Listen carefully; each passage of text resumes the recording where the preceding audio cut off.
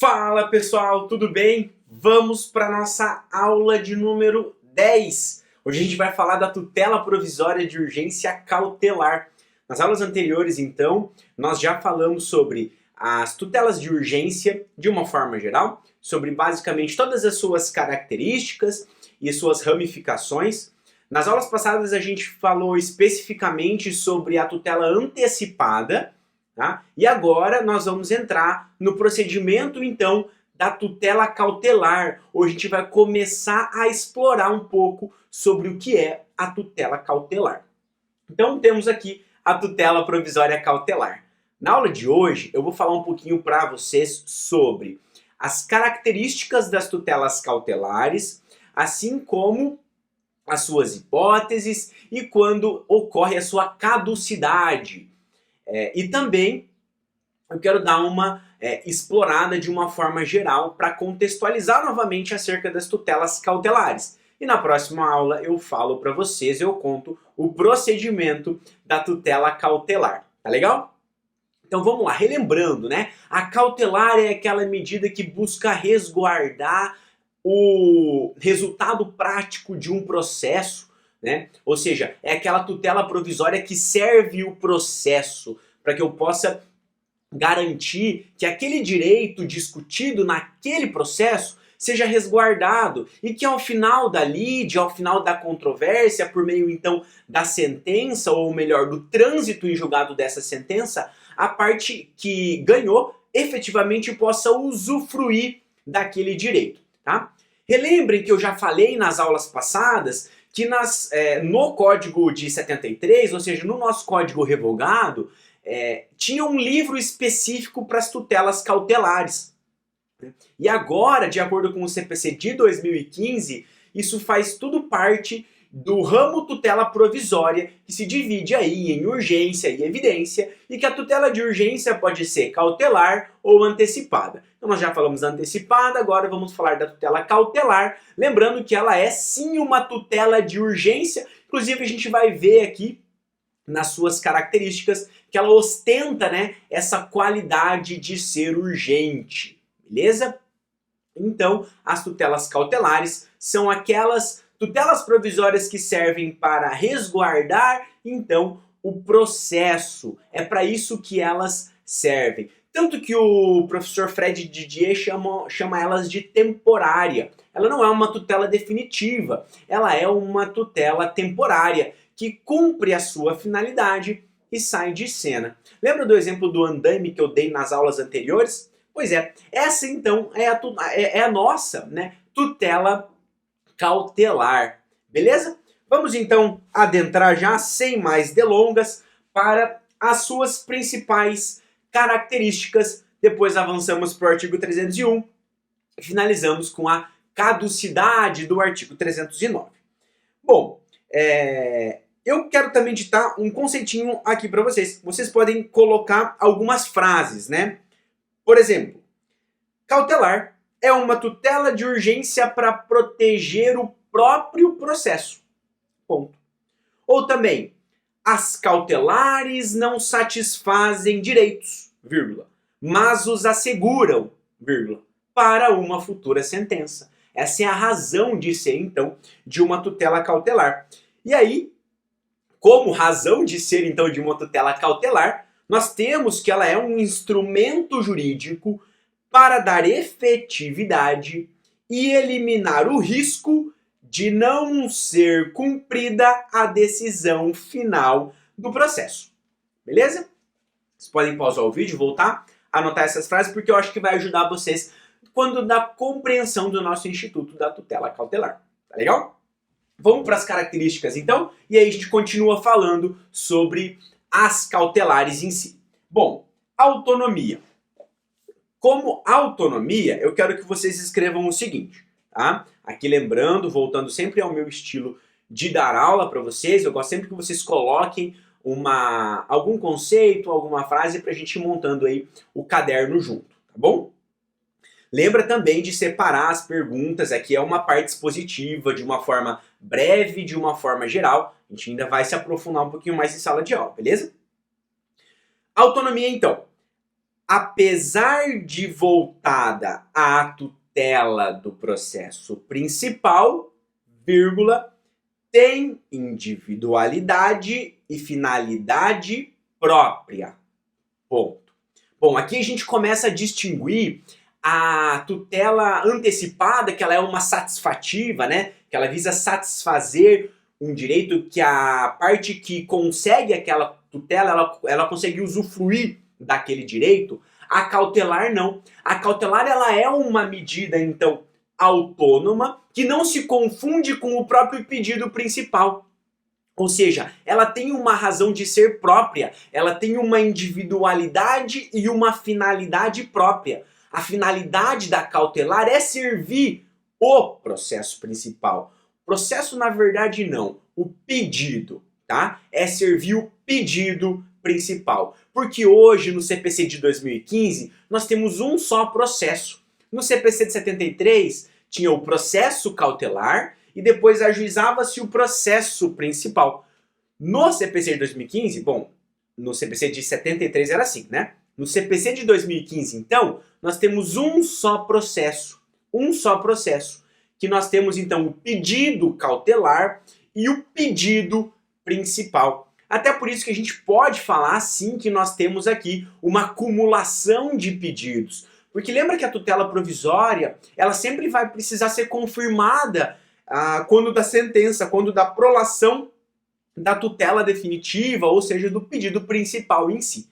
Beleza? Mas, mesmo assim, e é exatamente por isso que a tutela cautelar ela é autônoma, porque ela tem a finalidade aí, então, em si própria, ela não se confunde, portanto, com o pedido principal e ela serve de uma forma autônoma, possui como finalidade também servir aí o processo principal. Tá legal? E aqui a gente também pode falar que nem sempre o vencedor do pedido de tutela cautelar vai ser o vencedor do pedido de tutela definitiva. Tá legal? Por isso que ela guarda a sua autonomia. A próxima característica, ela é muito ligada com isso que a gente falou, porque é sobre a acessoriedade, tá? Então escrevam aí para mim, são acessórias e não podem existir por si mesmas. A tutela cautelar ela não existe por si própria. Foi exatamente isso que eu falei há pouco, porque ela tem a finalidade de servir o pedido principal. Então se o pedido principal cai, a tutela cautelar ela também cai, tá? Porque a única finalidade dela é realmente poder fazer com que a parte que obteve êxito no seu pedido de tutela definitiva, ela realmente consiga usufruir desse pedido. Por isso que ela é acessória, ela não basta por si só. Ela precisa, então, portanto, servir o outro pedido. Lembra da nossa acumulação de pedidos? O pedido cautelar e o pedido de tutela definitiva. O pedido cautelar serve o pedido de tutela definitiva. Tá legal? Urgência. Por que urgência, professor? Porque ela é uma medida de urgência. E por ser uma medida de urgência, ela precisa de um perigo. Exatamente. Então coloquem, né, que ela demanda, é necessário que nós estejamos diante de um perigo, de uma situação de perigo a um direito, a uma coisa, ou até mesmo a uma pessoa aí, pensando numa cautelar de busca e apreensão, para que a gente possa poder manejar esse instrumento de tutela provisória cautelar. Então a gente precisa de um perigo. Até porque ela é uma tutela de urgência, né, pessoal? Se ela não fosse, se ela não necessitasse desse perigo, ela iria para a tutela da evidência. Beleza? E não é. A gente precisa de um perigo. Por fim, cognição sumária. Cognição sumária. Então, lembra que a gente ainda está falando de tutela provisória. Tutela provisória é sim em cognição sumária, não é em cognição exauriente. Então, o magistrado ele ainda vai analisar aquelas vertentes de probabilidade e de perigo. Por que eu estou dizendo isso para vocês? Porque daqui a pouquinho eu vou resgatar um conceito e a gente vai precisar contrapor com isso. Então, guardem, memorizem que a tutela cautelar, ela ainda assim ela é provisória, ela faz parte de uma tutela provisória e, portanto, ela necessita de uma cognição sumária, não de uma cognição exauriente. Beleza, pessoal? Também aqui a gente já falou, né? Falei para vocês da questão da temporariedade, que o professor Fred Didier traz como uma característica, então, das tutelas cautelares, e vocês ainda podem inserir aqui, então, como letra E, a temporariedade. Ela não é definitiva, ela é temporária. Beleza? Maravilha, pessoal. Então, como características, era isso que eu queria passar para vocês. Tá legal? Partindo para o nosso próximo tópico, a gente vai falar sobre o artigo 301. O que o artigo 301 traz? Nós já falamos nas aulas passadas, mas eu vou relembrar. O artigo 301 do Código de Processo Civil, ele vai trazer basicamente que a tutela provisória cautelar pode ser, né? Pode ser aí como um rol exemplificativo. Uma cautelar de arresto, uma cautelar de sequestro. Ela também traz uma cautelar de arrolamento de bens e o protesto contra a alienação de bens, né? Arrolamento e protesto contra a alienação de bens, arresto e sequestro. Ela traz essas medidas cautelares como um mero rol exemplificativo. Não são somente essas as cautelares que são possíveis. Também já dei alguns outros exemplos nas aulas passadas, como, por exemplo, uma cautelar de exibição de documento, embora ainda tenha esse questionamento que ela possa ter sido substituída pela produção antecipada de provas ou pelo procedimento da produção antecipada de provas. Também é possível uma cautelar de produção antecipada de provas, né? Por exemplo, como uma oitiva de uma testemunha. E eu vou começar a falar isso já então. Eu quero que vocês comecem a pensar se o procedimento cautelar de produção antecipada de provas, ele ainda é realmente utilizado pelo procedimento que a gente vai falar hoje como uma cautelar de produção antecipada de provas, ou se ele cai no rito da produção antecipada de provas, salvo engano, do artigo 397 do Código de Processo Civil. Então, qual que é o procedimento mais adequado para, por exemplo, ou a gente produzir uma prova documental, como, por exemplo, uma exibição de documento de um contrato, seja como uma instituição financeira ou com uma seguradora. Ou também a gente pode falar de uma produção antecipada de provas orais, ou de prova oral, ou também de uma prova pericial. Então, digamos que aí aconteceu alguma coisa, digamos que você vai manejar uma ação visando uma responsabilidade de um construtor pela construção de uma casa que desabou, e você quer primeiro fazer uma perícia, fazer essa produção antecipada de provas, também é uma possibilidade.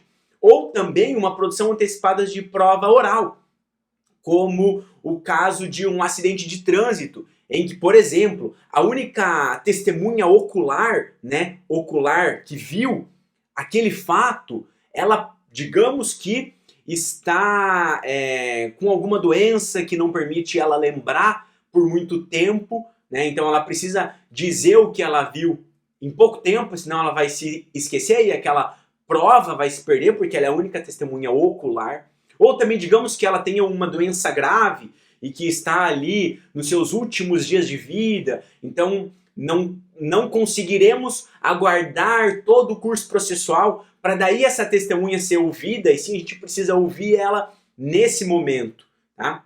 Então aqui nós temos alguns exemplos de produção antecipada de provas e discute-se muito como que vai se dar esse procedimento, principalmente em se tratando de prova documental, né? Se ainda permanece existente uma tutela provisória cautelar de exibição de documentos, ou se a melhor medida aí é ingressar com uma produção antecipada de provas. A gente vai discutir isso depois, mas já fica esse questionamento para vocês começarem a pensar nesse sentido.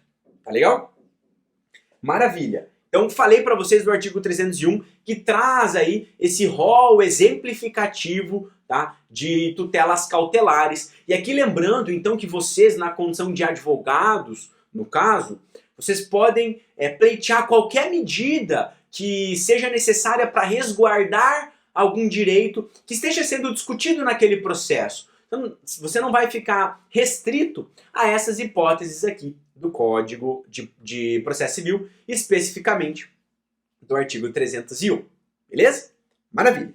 Vamos para o nosso último tópico da aula de hoje, ou dessa aula número 10, que fala sobre a cessação da eficácia, ou também chamada de caducidade da tutela cautelar.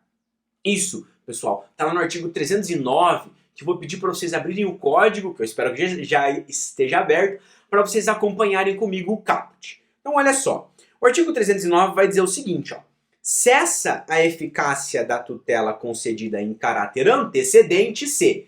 Então, esse caso nosso é para as tutelas cautelares antecedentes, ou seja, é uma tutela cautelar preparatória, que é aquela que eu vou apresentar antes, então, portanto, de eu peticionar ou de eu apresentar o meu pedido de tutela definitiva. Então, é uma cautelar antecedente, também chamada de cautelar preparatória. Então, essa cessação da eficácia serve para esses casos em que posteriormente vai ser apresentado o pedido principal. E aqui lembrando do que eu já falei anteriormente, não é um processo principal, é o pedido principal, porque hoje tudo se dá no mesmo processo que eu vou contar para vocês na próxima aula. Então, professor, quais são essas hipóteses do código, então, que faz cessar a eficácia de uma tutela cautelar concedida em caráter antecedente? Elas estão lá no artigo 309, incisos 1, 2 e 3. Incisos 1, 2 e 3 são as nossas três hipóteses de cessação da eficácia da tutela cautelar. Primeira hipótese, ela vai dizer o seguinte: se o autor não deduzir o pedido principal no prazo legal. Qual é esse prazo legal? Ou seja, o inciso 1 vai falar, se o autor não apresentar o seu pedido principal, porque por ela ser antecedente eu ainda não apresentei o meu pedido principal, né? Se ele não apresentar no prazo, cessa a eficácia da tutela cautelar, ou seja, extingue-se, tá?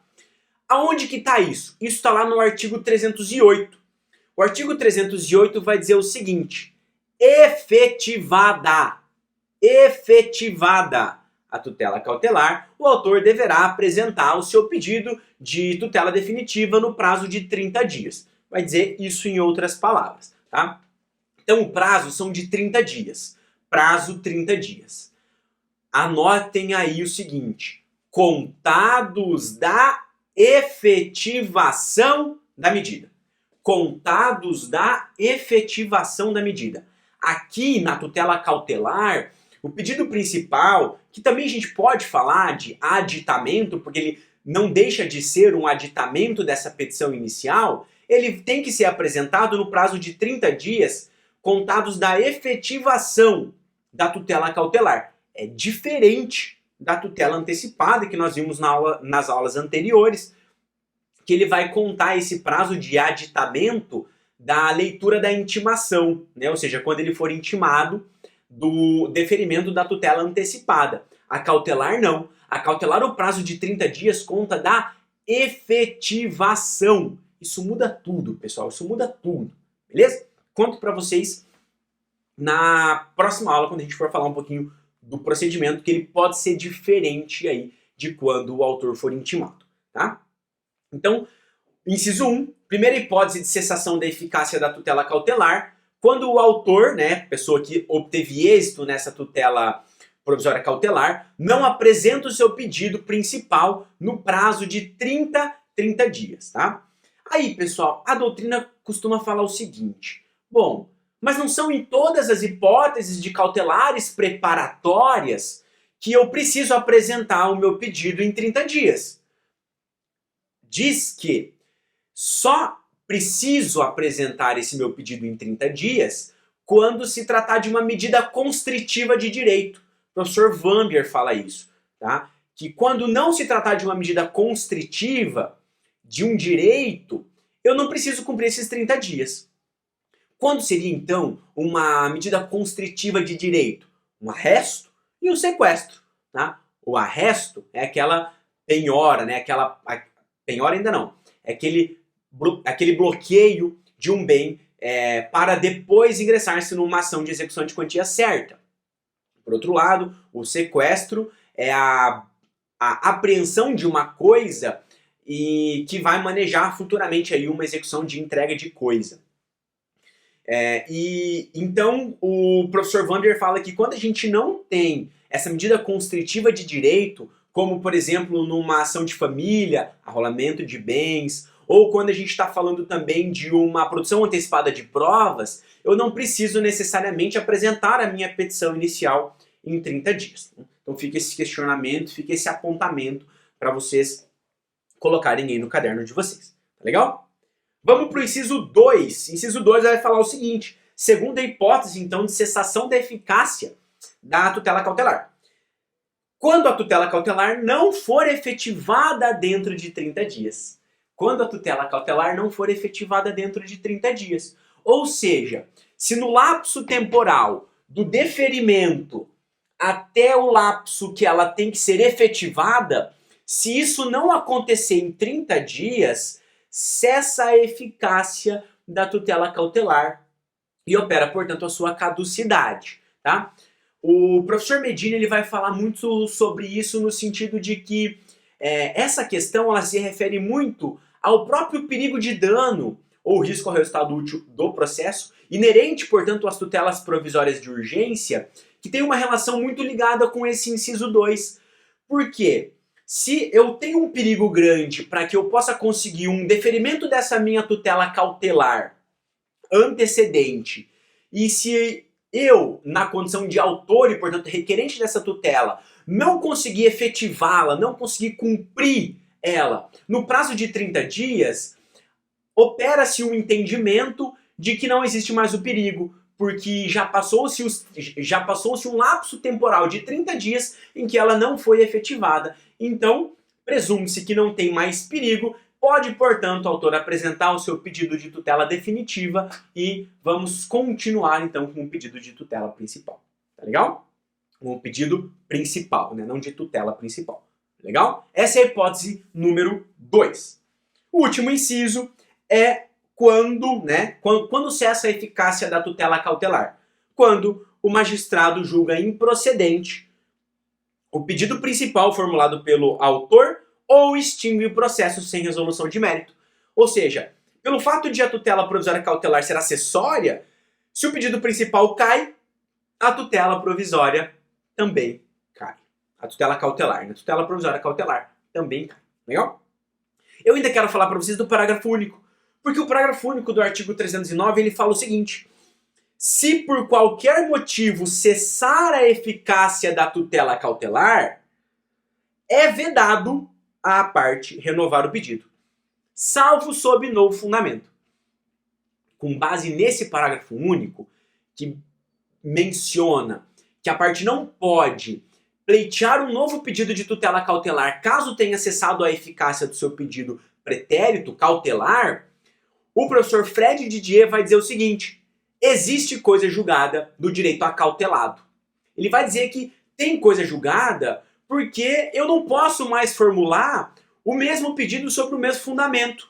E por isso o professor Fred fala, tem coisa julgada da tutela provisória cautelar em caso de cessação da sua eficácia. Mas ainda assim ele é doutrina minoritária, no sentido de que ainda prevalece, né, que não há coisa julgada da tutela cautelar exatamente pelo fato da cognição sumária, da sumariedade da cognição.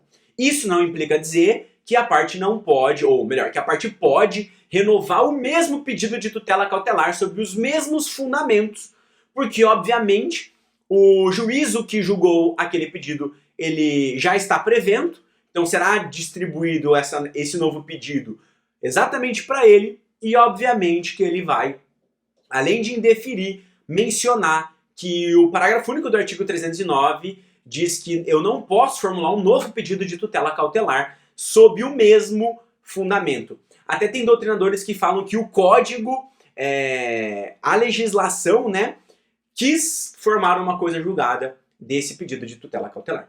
Legal? Que para ampliar aqui o pensamento de vocês. Pegando esse gancho, o artigo 310 vai dizer o seguinte, que o indeferimento da tutela cautelar não obsta, ou seja, não impede que a parte formule o pedido principal. Obviamente que não, né? Mesmo que eu tenha o meu pedido de tutela cautelar julgado, ou melhor, sendo indeferido, eu ainda posso manejar o meu pedido de tutela principal. Também menciona o artigo 310 que o pedido cautelar não influencia o pedido principal, exatamente porque ele é autônomo, nossa primeira característica. Salvo, aí tem um salvo no final, né? Salvo se o motivo do indeferimento for prescrição ou decadência. Porque aí é o próprio pedido principal que já está prescrito, né? E aí não tem como se formular, então, esse pedido de tutela, ou melhor, esse pedido principal, mesmo quando ele está sendo julgado em sede de tutela cautelar. Beleza? Pessoal, essa é a nossa aula, então, sobre cautelar, para a gente poder aprofundar um pouquinho mais sobre suas características, eficácia e hipóteses. E na próxima aula, então, eu falo para vocês do procedimento. Vejo vocês lá.